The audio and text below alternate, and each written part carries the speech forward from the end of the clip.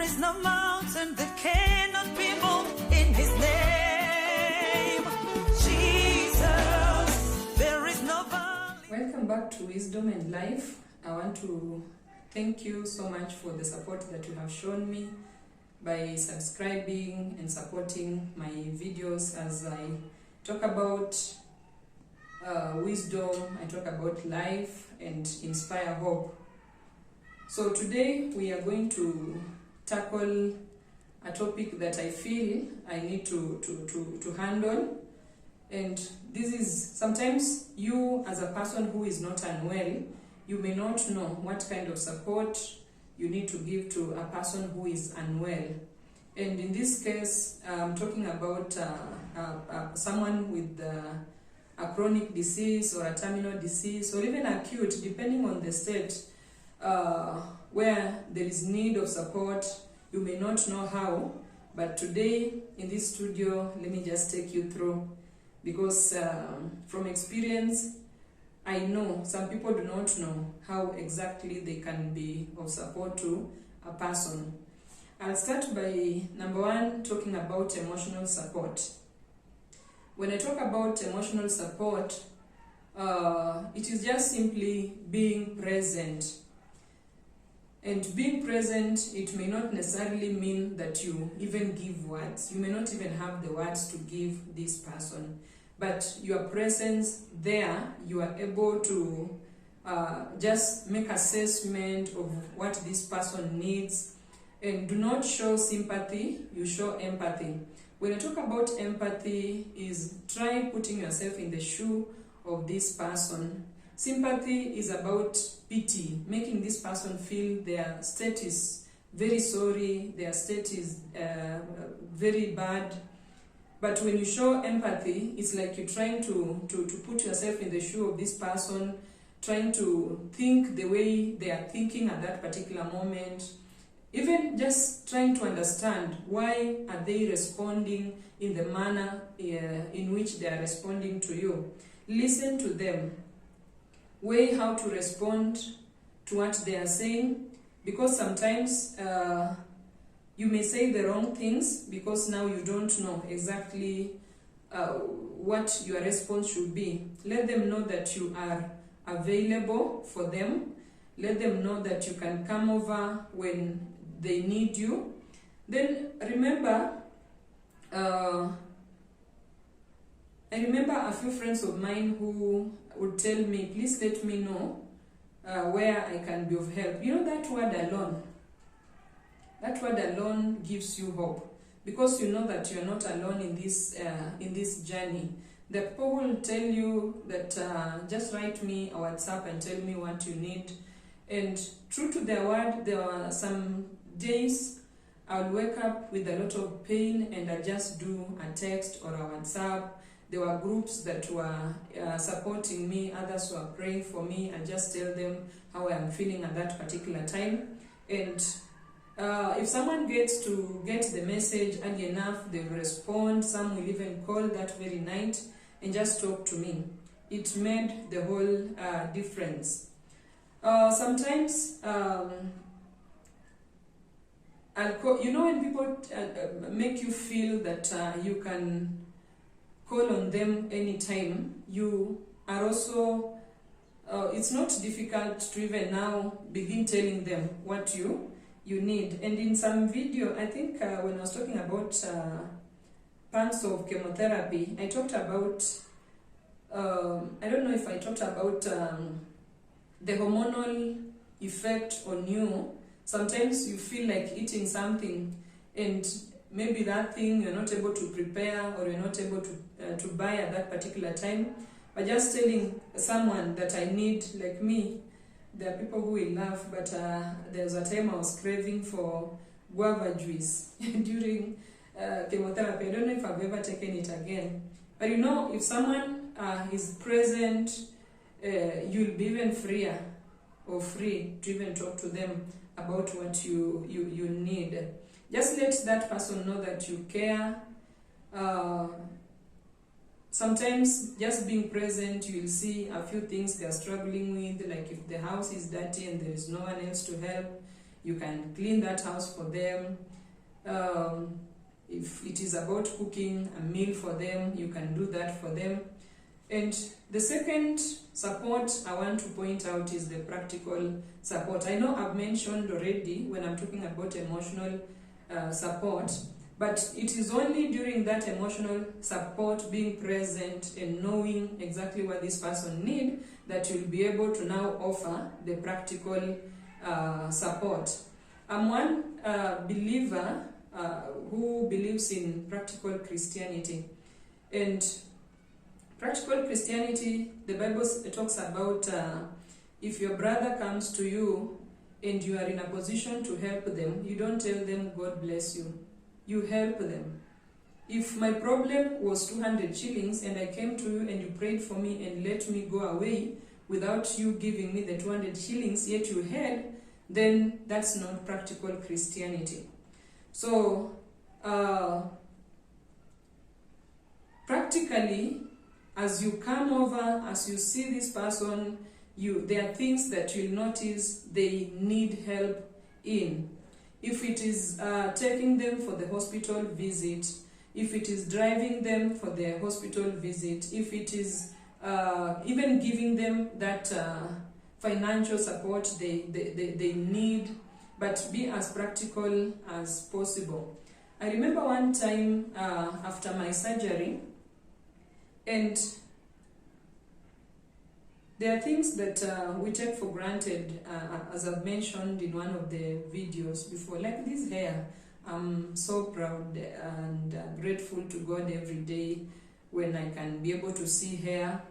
There was a time after the surgery, you know, now I do not have one of my breasts, and one of my cousins comes to visit me. I had stayed in the house for a while, and I'm a bit ashamed about my image. I'm not able to go out of the house. And he told me, let me take you out. And we were just walking just near the house. And I was feeling a bit embarrassed because now I don't have one breast. And he was telling me, don't worry, that is their problem. If they have a problem, don't mind them. It is about, you know, that kind of help, just picking someone by their hand and telling them, let us walk. It is, don't look at how you look like. And especially after chemotherapy, someone really need a lot of help.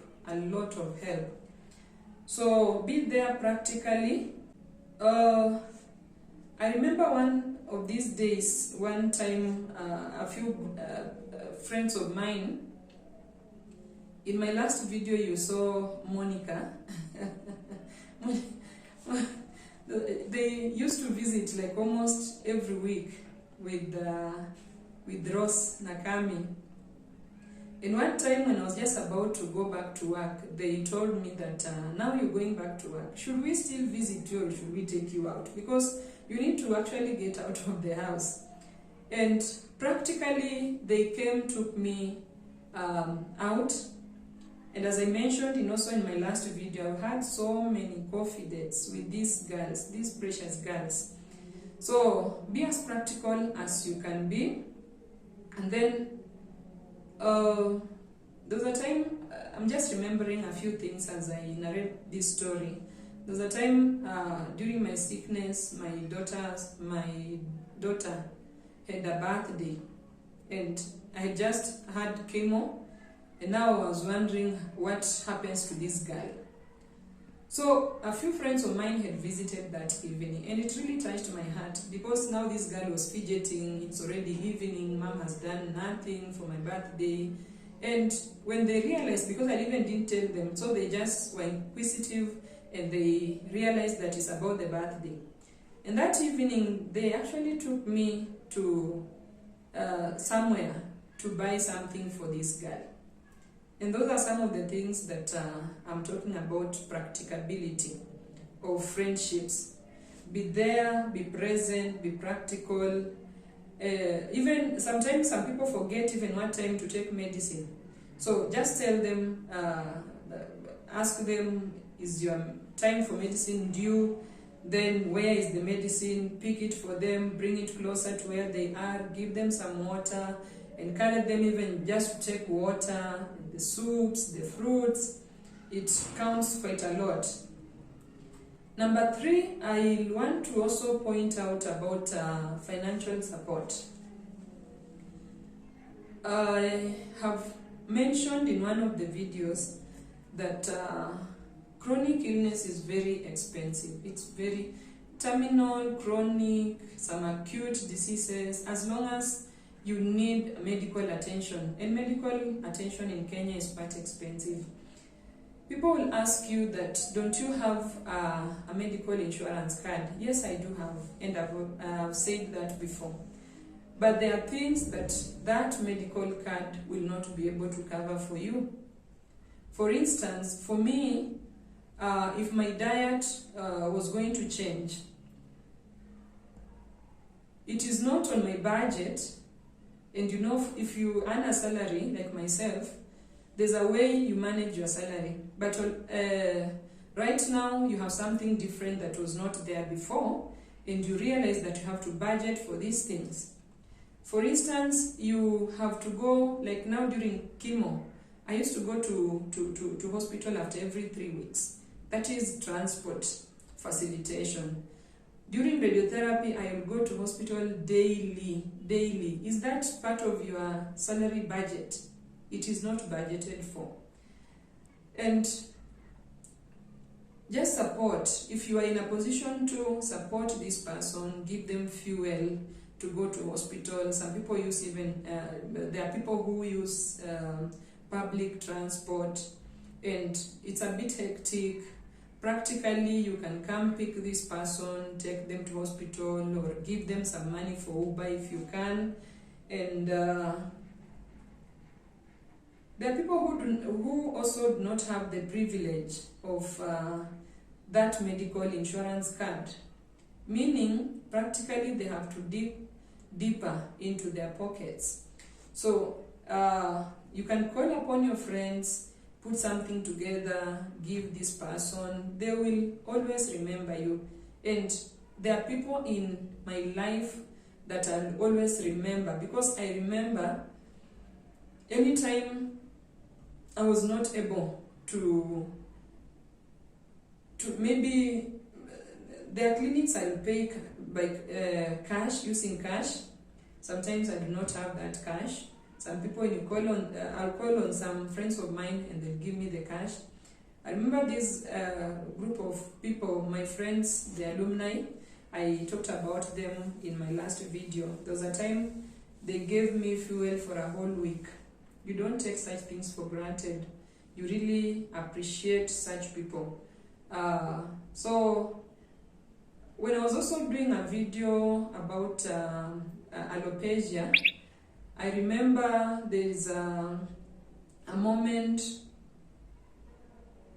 that people will give me wigs, practically give me wigs.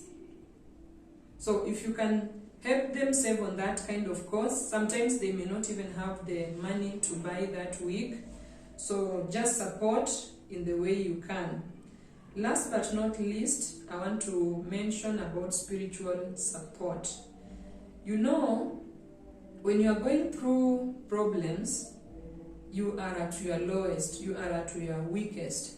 And that is the moment when the enemy will want to attack you, because he knows that you will not be able to fight back. You do not have the strength to fight back, because physically you are drained, spiritually you are drained.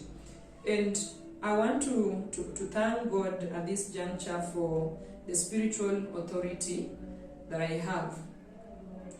And these are people, my bishop, my pastors, who really came through for me when I needed them. And when you're talking about spiritual support, it includes prayer, it includes reading, helping this person read the Word of God. You can send them scriptures, you can send them an encouragement, you can call them on phone and pray with them on phone. And one thing that I also want to be careful about,